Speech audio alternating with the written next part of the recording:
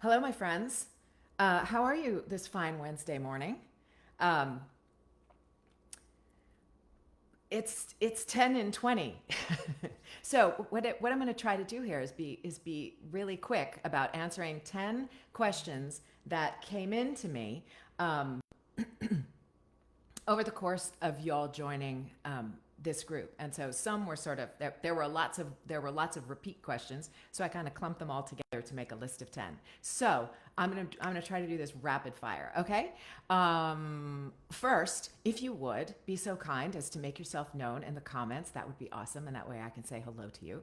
And also, if there's a topic that I've touched on that you want more in-depth answers, make a note of that in the comments as well. Okay, and I will plan on getting back to that to be able to answer things a little bit more thoroughly. So these are sort of by nature going to be hopefully meaningful answers, but they're going to be a little bit superficial just because we're going quickly. So here we go. Um, 10 questions in 20. God help me. Okay. The first question was posed to me by Natasha Marchevka. I don't know who she put her name to it, which I thought was kind of awesome. So here it is. Okay. How to be 100% ready to go each morning. That's like really aiming high, I think, to be 100% ready each morning. But here's the thing to remember about being ready, okay? We have to remember that we ought not be waiting on motivation, right? Motivation is fickle and it's unreliable, and it is always dependent upon our mood, right? And our moods change and all that. So what we need to think about instead of motivation is discipline and the routine that follows from discipline. So discipline is doing something even when you don't feel like it. So don't wait to feel like it, right? Establish a discipline for yourself, okay? So my number one tip for being disciplined about my work life is to get ready the night before, right? Regarding auditions, that means that I have, for auditions that have come in late in the day, that means that I take a look at what I have to do in the morning because I prefer to work in the morning. I prefer to record in the morning. I'm fresher. My voice is better. My brain is better, right? So I see what needs to be done, and then I get up early to turn in my early morning auditions, right? So, but I'm always looking at them the night before to see what is going to be asked of me in the morning, and that way I can prioritize them when I get up. As another example, when I want to work out, I lay out my workout clothes the night before. My electrolyte drink is already prepped and in the fridge. My yoga mat, my towels are by the door and ready to go. So the less I have to think,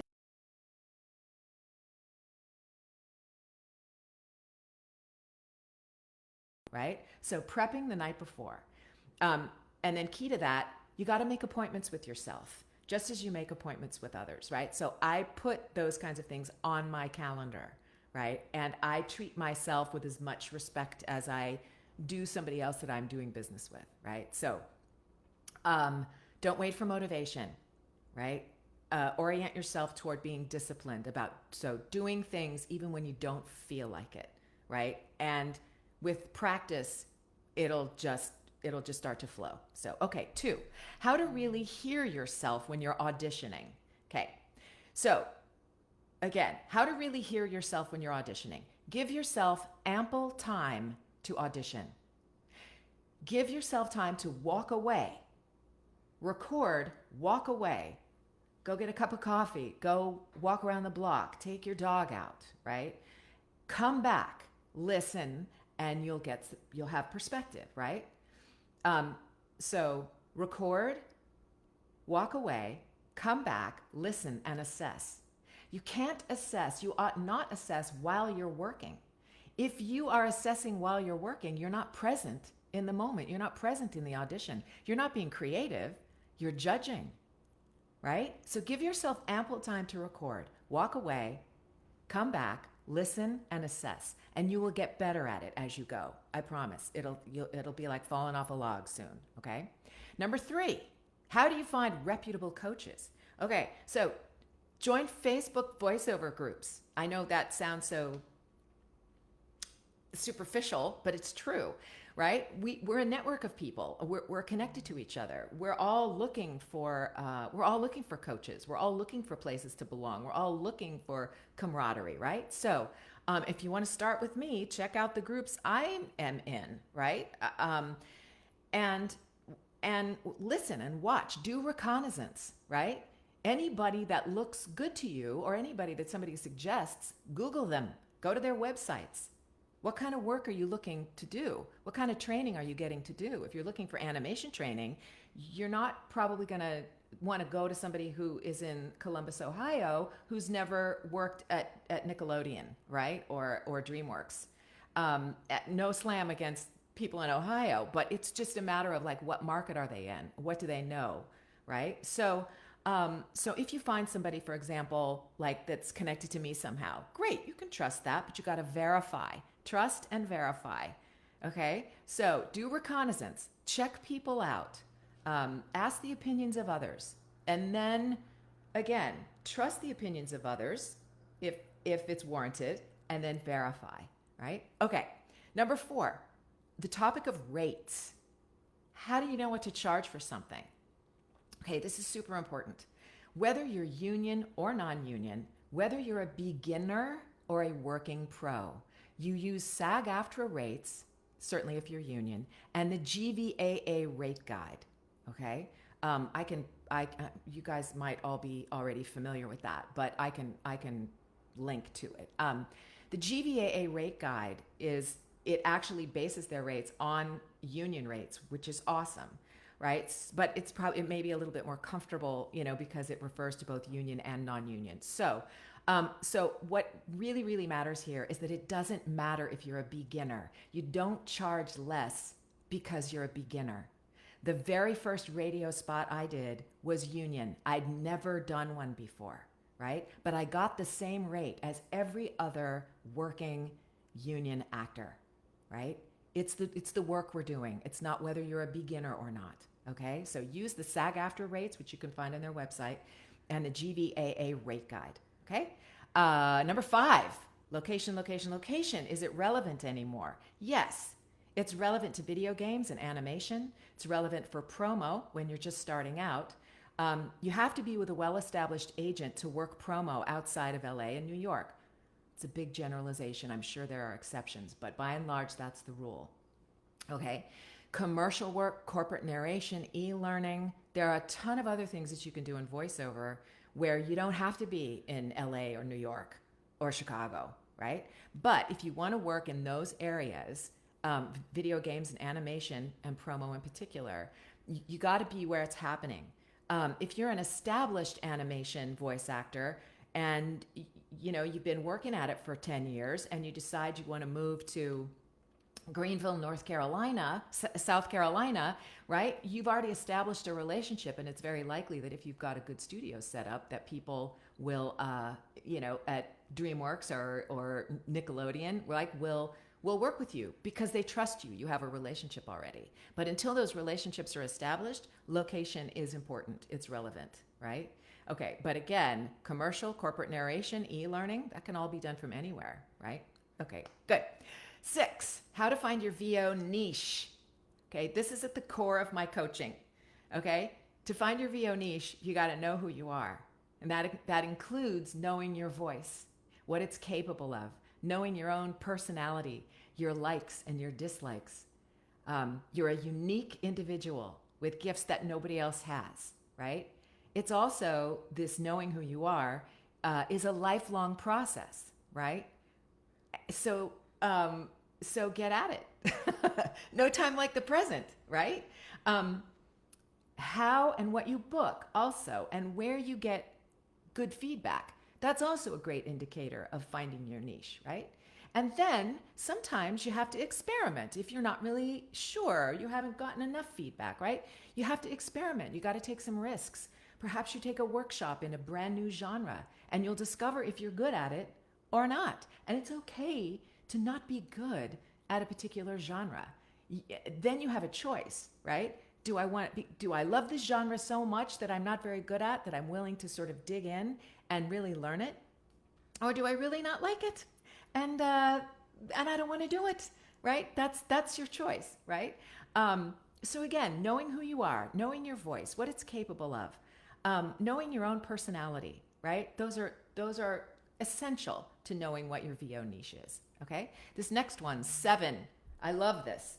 I love this. This person wanted me to talk about outdated prosody patterns. So what is the snap? Oh, is my video getting interrupted? Shoot. Let's see. I hope not. I'm going to keep going. Oh, maybe it's because I'm not on my... Hang on. Sorry. Going like a mad woman. Okay. Let me see if I can correct my internet connection here. Okay. Hopefully that will do it. Okay. It's good. All right. Where was I? Outdated prosody patterns. What does that word even mean? Prosody. Prosody. So the definition of prosody are the patterns of stress and intonation in a language, right? The pattern of rhythm and sound used, for example, in poetry. I learned the word in the context of songwriting and singing. That good prosody is when the lyrics to a song go well with the music and the words are singable. Some lyrics look great on paper, but they're not singable, right? Which doesn't make for good prosody, right? So I learned it in that context. But you can also think of it in terms of, the difference in the sound of the English language from the late 1700s to now. I mean, that's quite stark. We even have a whole new lexicon, right? So the difference in the rhythm and sound between various languages, for instance, Italian, French, a surfer Californian. I know I'm sort of overgeneralizing here, but it's like, it's the Italian, it's kind of got a thing like this, right? Please pardon me. And the French is a little bit more like this, which sounds different than Italian, and like totally different from surfer California. So those are differences in prosody, in the pattern, the stress, intonation, right? So there isn't much to do about it, frankly, except to observe it, right? As you're already a part of the current prosody of American English, by virtue of your existence in this time frame, right? So if you want to listen for differences, to really find out, go to YouTube and check out some commercials from the mid-1970s. And you'll hear the difference in the sound of what an announcer sounded like in 1975 versus 2021, right?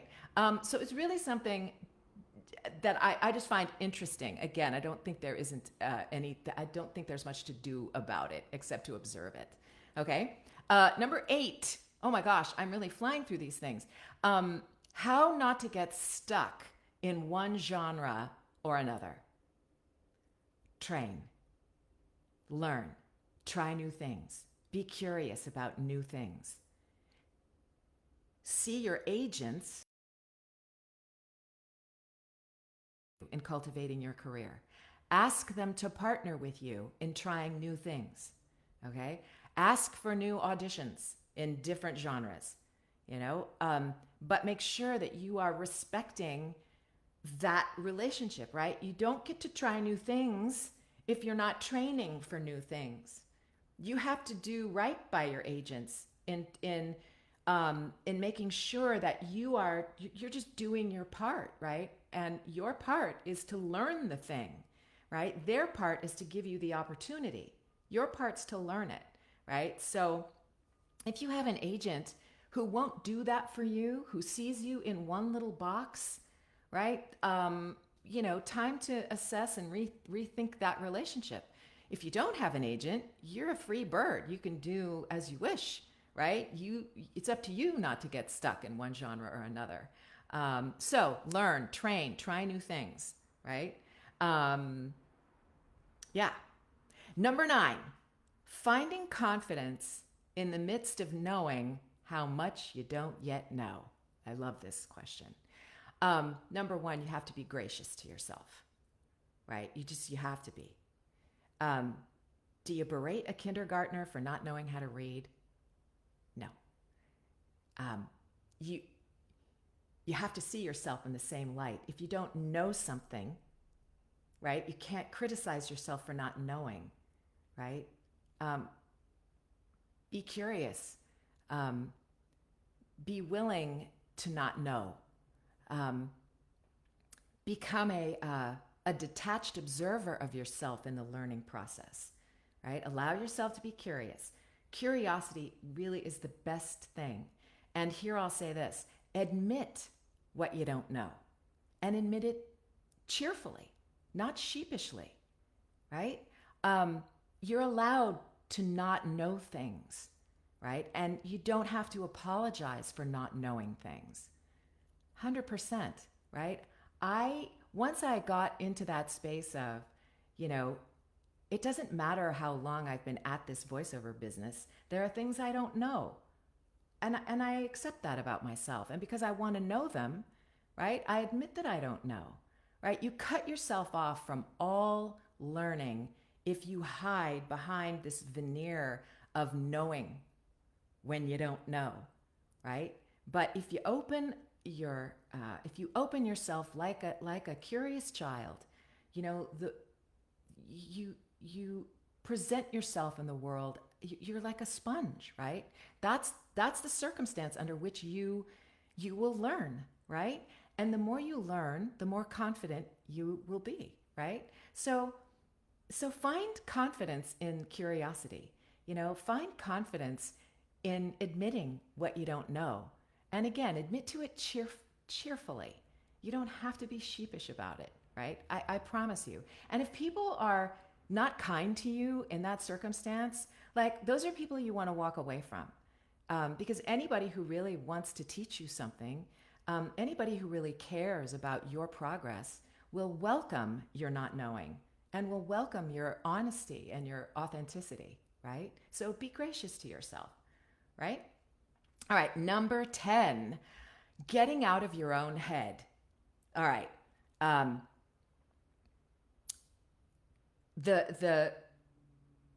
Let's see. The thing I try to do most to get out of my head is to get into my body. Move your body, exercise, take a walk, breathe hard, do yoga, take a hike, right? This also, I think, has to do with developing perspective, right? And being kind to yourself. I'll tell you something that really changed my headspace and how I talk to myself. Again, and I said it just earlier, and that is becoming a detached observer of my life and my work, right? We're all perfectly capable of doing bad work. All of us, me included, right? If we do bad work, it doesn't make us bad people. It just means we had a crappy audition, right? It means we messed up on a specific occasion, right? So let's just get over that notion, shall we? That if we turn in a bad audition, we just turned in a bad audition. That's all. It gives us opportunity to do better next time, right?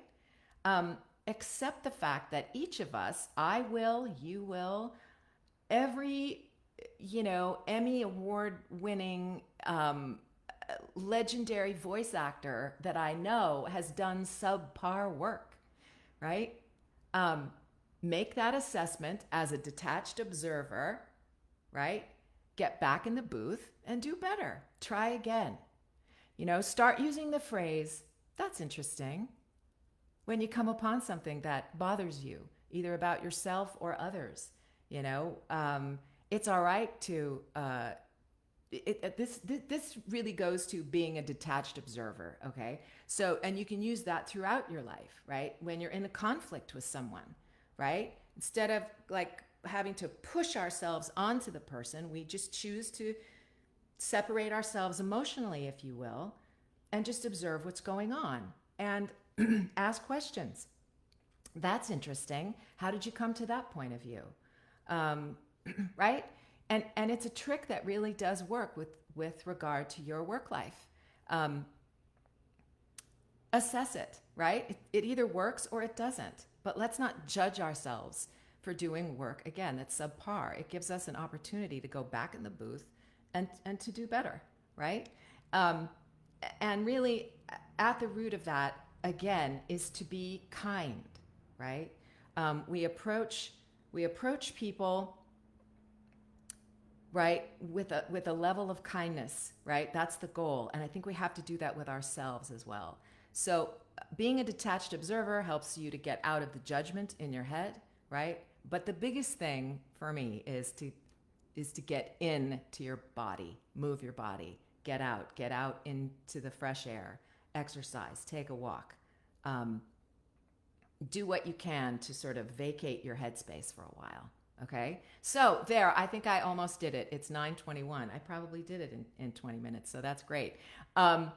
So let me say hi to you, Emily.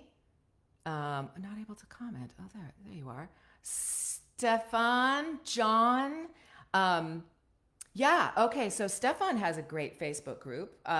It's called Voiceover Training. That's a great place to find resources, right? And to find people who coach, right? And not just in the UK. It's like, it's sort of all of us around the globe, right? Hi, Janine. Hi, Rachel. John Gardner, nice to see you. Jeff, hello. Thank you guys so much for being here.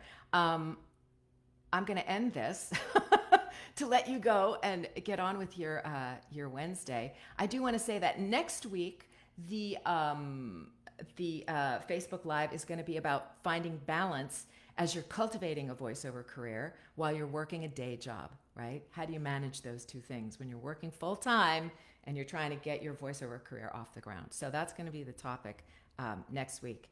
Again, as always, feel free to drop a message anywhere you can find me. Facebook, Instagram, I'm out there. Thank you so much for being here. And I hope you have a fantastic, fantastic Wednesday. See you next week and out and about on other social media forums. All right, y'all. Have a great one. Ciao.